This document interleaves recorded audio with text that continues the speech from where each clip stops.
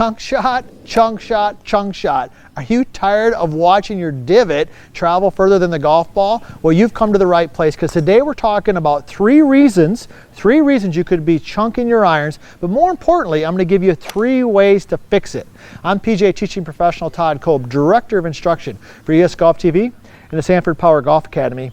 And we all have seen this shot, right? You feel like, hey, this is going to be a quality shot. You come down, the club hits the ground, and you look up, and there's this big, huge piece of turf traveling down the fairway, and the ball's only gone a couple of feet. Well, why is that happening? Well, there are a couple reasons it could be happening. We're going to talk about that. Now, before we dive into that, be sure to subscribe to our channel. If you haven't already, we got some great content coming out every week that is helping people play better golf all over the world. And most importantly, be sure to comment. If you got a question on your irons, or maybe why you're chunking it, or maybe even got a suggestion that's worked for you, please share it, because we do our best to comment. We love helping our fellow golfers. So 3 reasons you could be chunking your irons. Now let's dive right into that. First of all, we know that in order to hit a good quality iron shot, we got to be hitting down on the golf ball. We've talked about that. We've covered that in some of our previous videos. So, but the key is you got to hit the ball first. You got to hit ball and then ground. So how can we do that? Well, the most common mistake, the easiest one to fix, is just simply ball position.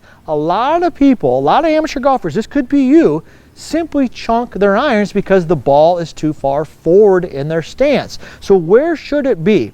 Well, here's what I like. I like the ball position for the irons to be basically in the center of the stance. Now, that's going to vary a little bit if we dive into the details, you know, for a wedge versus a 6-iron, but for most practical purposes, you want the ball basically in the center of your stance or slightly forward. So how can you find that? Well, if I'm set in here and I put my feet together, notice how I've got the ball right here. Golfers, notice how I got the ball right in the center.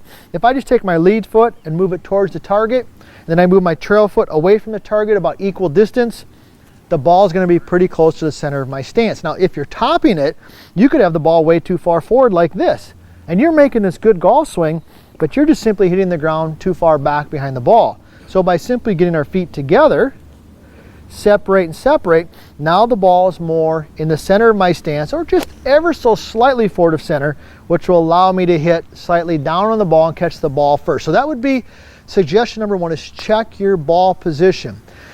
Now, tip number 2, all right, tip number 2 in terms of why we might be chunking our irons is weight shift.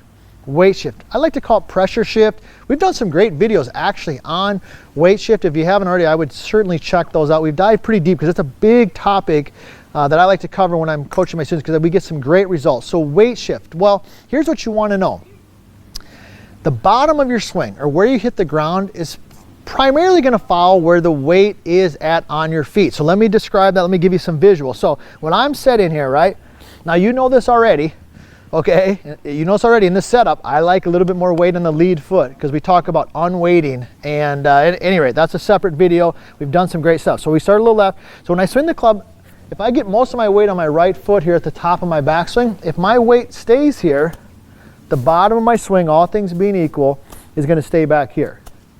If I get my weight going forward, the bottom of the swing goes forward. So what you need to understand is where you hit the ground, in a lot of regards, matches where the weight or balance is on your feet. So if the weight's on the back foot, the bottom of the swing is going to work back. If the weight's on the front foot, the bottom of the swing is going to move forward. So you could simply be chunking the golf ball because at impact, your weight's on your back foot. Your back here. That's probably one of the most common things I see. That's why I put it in there as number 2, because I see it all the time. So they're too far back this way. So that would be the number 2 thing. So we talked about ball position, and we talk about a little bit of the weight shift. Now the third one I want to talk about, and I don't want to say this one is controversial, because it's not controversial. It's something that I strongly believe in, but you don't hear it talked about a lot. Okay, and that is the angle of the club shaft. All right, so I don't want to, if we don't dive too deep here, but basically what you need to know is that the more the club is forward this way, see how it's leaning forward? When the club hits the ground, it's going to tend to dig a little bit.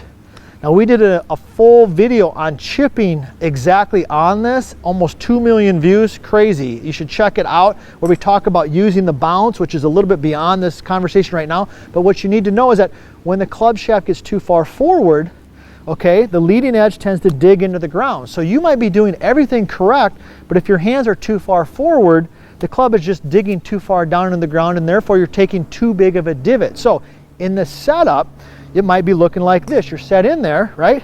And you got your hands way forward. Somebody said, hey, get your hands forward, you know, and so you're sitting like this. Well, from this position, even if I make a great golf swing, when that club hits the ground, it's going to tend to dig.